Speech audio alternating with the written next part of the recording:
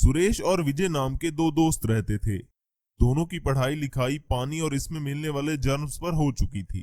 दोनों गांव में वापस आकर पानी में मिलने वाले मिनरल्स पर रिसर्च कर रहे थे। ऐसे ही एक दिन दोनों गांवों की नदी के पानी पर रिसर्च कर रहे थे।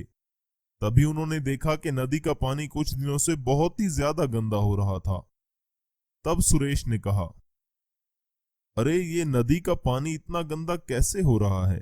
ये अचानक से क्या हुआ होगा? हाँ रे, और इस नदी पर कोई डैम भी नहीं। एक काम करते हैं विजय, हम सबसे पहले नदी के तल में जाकर देखते हैं। अगर कुछ होगा तो पता चल ही जाएगा और फिर हम नदी को साफ भी कर सकते हैं। अरे हाँ, और इसके लिए हम गांव वालों की मदद भी लेंगे। चलो गांव के सरपंच से बात करते हैं। ऐसा कहकर वो दोनों गांव के सरपंच से मिलने गए और उन्हें सारी बात बताई। तब सुरेश ने कहा, सरपंच जी, नदी का पानी बहुत ही गंदा हो रहा है। ऐसा ही गंदा पानी आता रहा तो गंदे पानी की वजह से गांव में बीमारियां फैल सकती हैं।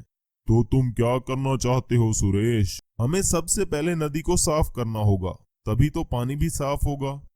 ठीक है, मैं अभी कुछ आदमियों को भेजता हूँ नदी साफ करने के लिए। सरपंच ने दोनों की बात से सहमत होकर गांव के कुछ लोगों को नदी साफ करने के लिए भेजा। नदी साफ करने से पहले वो दोनों पानी का पीएच लेवल चेक करने लगे। वो लोग पानी के अंदर जाकर नदी के अंदर फंसे कूड़े क्रिकेट को बाहर निकालने लगे और नदी को साफ करने लगे।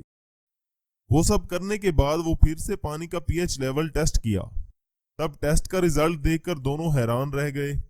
उस वक्त सुरेश ने कहा, यार आखिरकार ये सब क्या हो रहा है?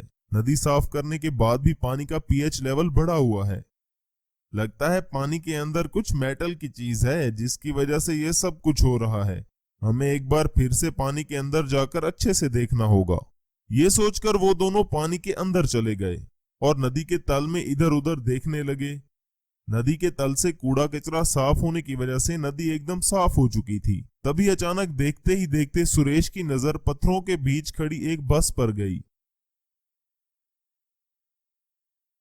तब सुरेश ने कहा, अरे विजय विजय, इधर आओ। ये देखो, यहाँ कोई पुरानी बस पड़ी हुई है और शायद इस वजह से भी पानी का पीएच लेवल बढ़ रहा है। सुरेश की आवाज सुनकर विजय सुरेश के पास गया और उसने कहा, अच्छा, तो इस मेटल की वजह से पानी का पीएच लेवल बढ़ रहा है। पता नहीं कितने दिनों या सालों से ये बस नदी के पानी में पड़ी हुई है। पानी की वजह से बस के मेटल को जंग लग गया है। चलो इस कबाड़ को बाहर निकालकर फेंक देते हैं। अरे नहीं नहीं विजय, मुझे ये बस बहुत पसंद आई है। हम इस बस से गांव के बच्चों को स्कूल भेजेंगे। इसीलिए अब हम इस बस का रेस्टोरेशन करेंगे और इसे पूरी तरह से नया बनाएंगे। लेकिन सुरेश, ये तो पूरा कबाड़ हो चुकी है यार। इसके सारे पुर्जे जंग खा चुके हैं। कहीं पानी से बाहर निकालते वक्त ही ये टूट ना जाए। कोई बात नहीं विजय, हम इसे संभाल कर निकालेंगे और फिर इसके साथ साथ नदी का पानी भी तो साफ हो जाएगा। सुरेश और विजय ने मिलकर तुरंत एक रोबोट का इंतजाम किया और उसकी मदद से बस को नदी से बाहर निकाला। फिर सुरेश बस को लेकर अपने घर गया और इसका रेस्टोरेशन किया और इसे एकदम नई जैसी बस बना दिया। उस दिन के बाद से सुरेश ने वो बस गांव के स्कूल को दे दी और पुरानी बस निकल जाने की वजह से गांव वालों के नल में भी साफ सुथरा पानी आने से सभी गांव वाले बहुत खुश हो। Underground golden truck restoration robot. एक गांव में दो बहन भाई रहते थे। एक बार दोनों घर में बातें कर रहे थे। तब गीता ने कहा, अरे भैया, तुम्हारे जीजा जी को सज़ा मिले अब 3 साल हो गए हैं। पता नहीं कब वो जेल से छूट कर आएंगे। इतने अरसे से वो हमसे दूर हैं। दीदी, तुम तो ऐसे कह रही हो जैसे वो सरहद पर जंग करने गए हों। वो तो चोरी के जुर्म में जेल गए हैं ना। उनका इंतज़ार करने से क्या मतलब। भूल जाओ इस चोर को और अपनी नई ज़िंदगी शुरू करो।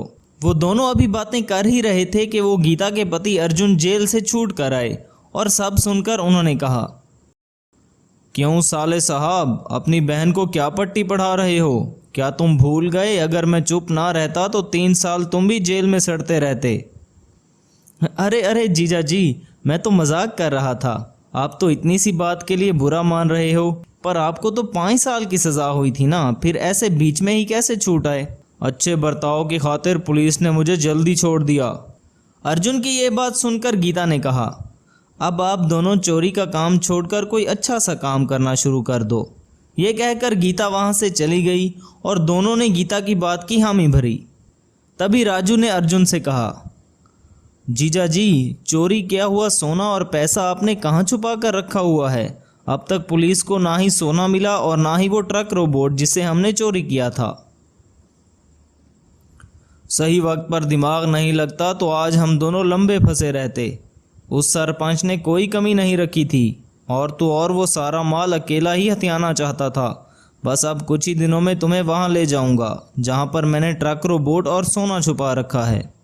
दरअसल गांव के सरपंच और ज़मींदार का झगड़ा चल रहा था। सरपंच ने बदला लेने के लिए अर्जुन से ही चोरी करवाई थी। ऐसी ही एक चोरी के बाद सरपंच की नीयत अचानक बदल गई। उसने सोने के लालच में अर्जुन को फंसाने की कोशिश की। अब अर्जुन जेल से छूट कर आया तो भी सरपंच की नज़र उसी पर थी। तभी सरपंच ने सोचा, अर्जुन पर अच्छे से नज़र रखनी होगी, वो कभी तो सोना बाहर निकालेगा, तब मैं अपना हिस्सा ज़रूर लूँगा। सरपंच अर्जुन की हर हरकत पर छुपकर नज़र रखे हुए था। अगले दिन अर्जुन राजू को लेकर जंगल में गया। जंगल के खुले मैदान में अर्जुन एक गड्ढा खोदने लगा। काफ़ी देर खोदने के बाद वो दोनों अंडरग्राउंड चले गए। वहाँ पर सोना, पैसा और एक ट्रक को देखकर राजू चकित हो गया और उसने कहा, अरे जीजा जी, आपका भी जवाब नहीं, सही दिमाग चलाया आपने। इतने साल ज़मीन के अंदर रहने से ट्रक रोबोट जंग लगकर ख़राब हो चुका है, कबाड़ बन चुका है ये तो। इसे यहाँ से बाहर निकालते निकालते ही ये टूट सकता है। अब तो इसे यहीं छोड़कर सारा माल लेकर गायब हो जाते हैं। अरे बेवकूफ़, ट्रक रोबोट को ऐसे छोड़कर जाएंगे तो पुलिस ज़रूर हम पर शक करके फिर से पकड़ लेगी। पहले 3 साल में ही छोड़ दिया था, पर अब तो 10 साल के लिए अंदर डाल देगी। वो जाने दो तुम, मैं जैसा कहता हूँ वैसा करो। मैं यहीं पर इस ट्रक रोबोट का रेस्टोरेशन करता हूँ।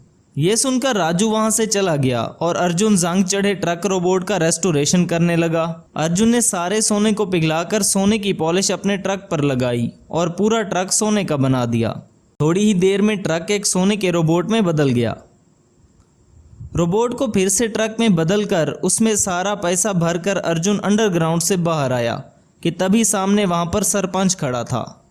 उसने कहा, अरे वाह बच्चू, अकेले अकेले सारा माल अंदर करना चाहते हो? तुम पुलिस को बेवकूफ़ बना सकते हो लेकिन मुझे नहीं। चल मेरा सारा पैसा मेरे हवाले कर दे। सरपंच ऐसा कह ही रहा था कि तभी पुलिस के सायरन की आवाज़ आई।